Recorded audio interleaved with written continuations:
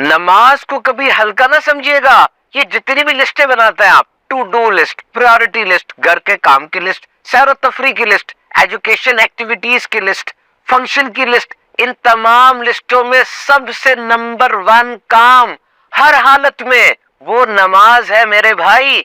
तरजीहात हो या अहमियत हो, ये मेराज का तोहफा है। किसकी तरफ से? रब्बुल आलमीन की तरफ से। और किन के जरिए हमें मिला? प्यारे आका सल्लल्लाहु ताला अलैहि वसल्लम के जरिए। और कुरान मजीद जो सबसे ऑथेंटिक और क्रेडिबल टेक्स्ट है, किस किस अंदाज से जिक्र आया, तो ये एक हाईली सुपरवाइज्ड एक्टिविटी लगती है। अब देखिए, हर एंगल से इसको कवर किया गया। नमाज के औकात, कयामत के रोज इसका हिसाब किताब, किस अंदाज से इसको पढ़ना है, रुको सुजूद, खुशू खुजू यानी फिजिकल और मेंटल अटेंशन, इसकी ताकीद, वस्ती नमाज असर की अहमियत, पढ़ने के फवायद, ना पढ़ने की वईदें। So it's a highly supervised activity जो कि इसकी अहमियत और इंपॉर्टेंस का हमको समझाती है। और सबसे अहम बात, नमाज का इंपैक्ट हमें बताया गया कि इनफरादी और इज्तिमाई जिंदगी में इस इबादत का आप पे क्या असर होगा। जो इरशाद हुआ कि नमाज बेहयाई और बुरे कामों से रोकती है।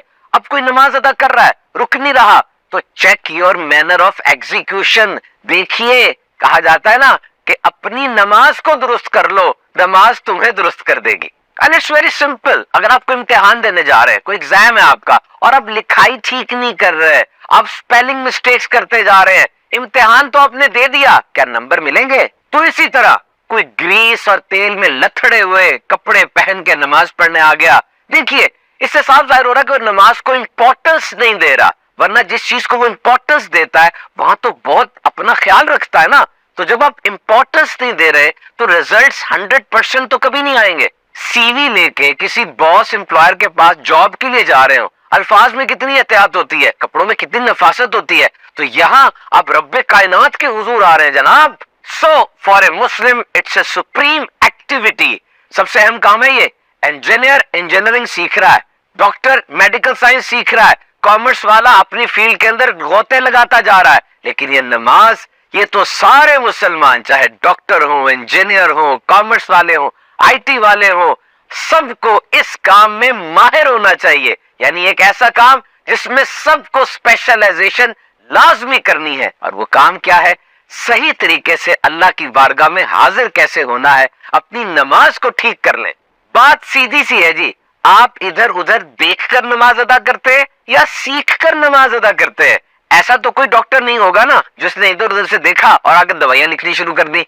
बाकायदा तरीका सीखा जाता है, तो इसके कोर्सेज होते हैं, कोर्सेज करवाए जाते हैं।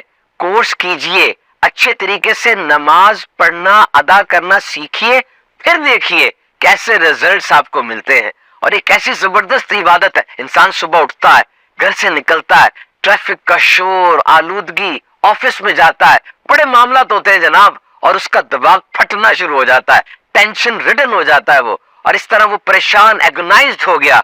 और इस हालत में जोहर की अजान की आवाज आती है, हय्या अलल फलाह, आ जाओ भलाई की तरफ।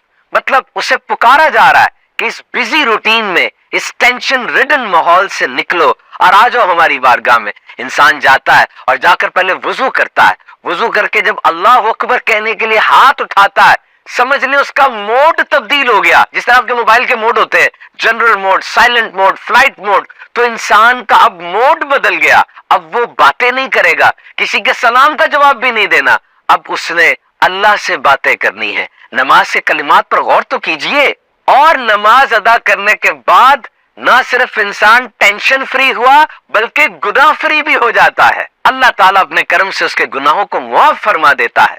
और देखिए, यहाँ किसी मशहूर और अहम आदमी से टाइम लिया जाए ना, 3 महीने का टाइम मिलता है, और 3 महीने बाद जाए तब भी कह दिया जाता है कि जनाब मसरूफियत है, अभी मुलाकात नहीं हो सकती।